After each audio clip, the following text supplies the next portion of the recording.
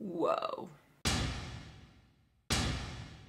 Hi everyone, I'm Sandrine here on Happy Cool and welcome to a new review for Teen Wolf. This week's episode was called A Promise to the Dead. Let's talk about it. But first, as you might have noticed, things look a little different here right now. I'm actually out of town for Labor Day. Unfortunately, America wasn't available to do a review, so had to be on the road. We're making it work, people. We're making it work. Before I get into the review, I wanted to thank all of you who commented and let us know what the plant was that Argent got. So yes, it's the wolf's bane, the special wolf's bane that the orphans used to poison the werewolves. So yeah. Now that you mention it, makes sense. Anyway, let's get into the review. First, some quick thoughts. I want to start with some of the funny moments in the episode, including Styles snoring.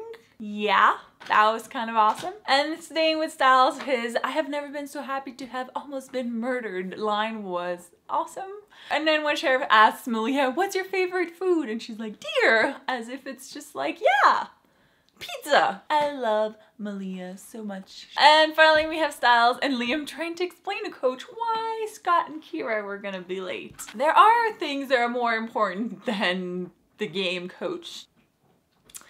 Anyway, and also Scott finally gave the money back, which we actually found out was not even Derek's money. So he should have kept it after all, because I think my only reason for him giving it back was, well, it's kind of Derek's money, but it's not, so yeah. I also felt so bad for Liam this episode. I mean, he is like traumatized by those berserkers. Hopefully he'll get through this by the end of the season. And I think that Mason, Liam's friend, is just so sweet, and he's like, "Look, I know something's wrong. You don't need to tell me. I'm just, I'm just gonna be there for you, all right?" Did they ever explain what the whole Lydia screaming at Derek's door was all about? I mean, was it for Deaton? Was it for Scott?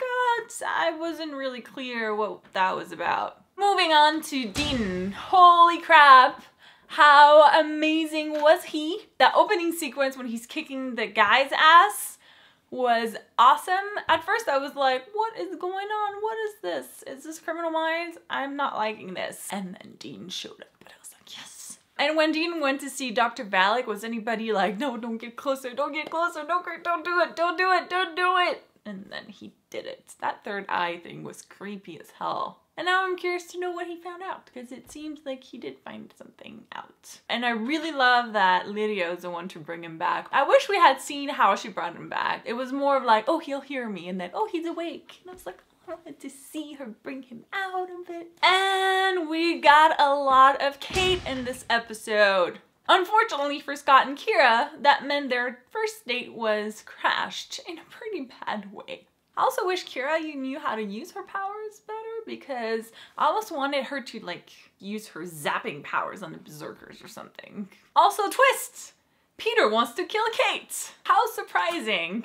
Peter is being Peter. I'm a little worried how that's gonna affect Malia and her relationship with Styles and everyone else if she does go through with it, but I guess we'll have to see. Also, I love how Peter told Argent, "Well, I told Kate I wouldn't kill you," and kind of like shoved that metal bar through him, and I'm like, isn't that gonna kill him? But then, of course he doesn't care because he wants to kill Kate, but at the same time I'm like, well, why didn't you kill him right off the bat? Instead of sticking him through them. Anyway, that's Peter. That actually led to probably the most powerful scene in the episode between Parrish and Argent. Oh my god. I got so teary. Like when Parrish is like telling him why he should be angry, and it's just and then finally the last scene with Kate putting the mask on Scott.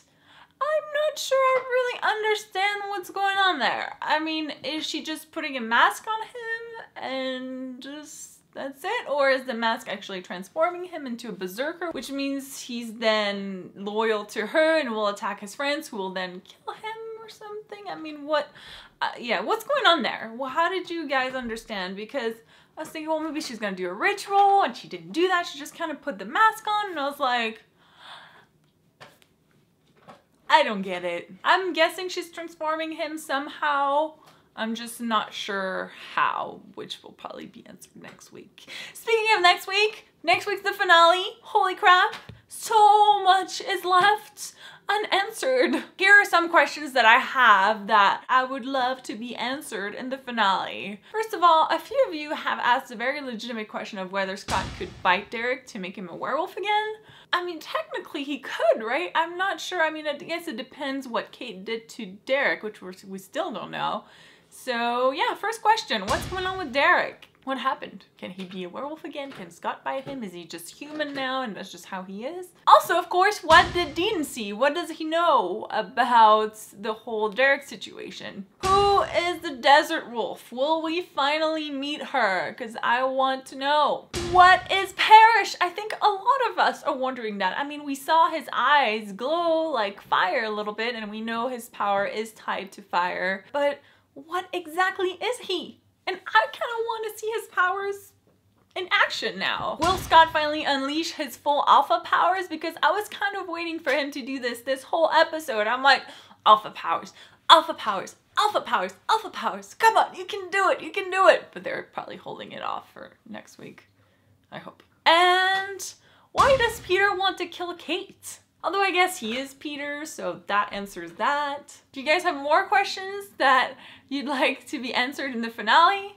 Let me know in the comments. Also, what did you think of this episode? Were you rooting for Scott to go alpha too? Did you get Tyrion, the Parrish, Argent scene? Let me know in the comments. Make sure to subscribe to Happy Cool so you don't miss any of our Teen Wolf reviews. Thank you guys so much for watching, and I'll see you next week. Bye! I don't even know why I was surprised that Kate crashed their first date, because I had seen a scene from that episode where you clearly saw she had them. Yet I was like, oh, who's that crashing through the window? Oh my god, it's Kate? What? I have a really bad memory.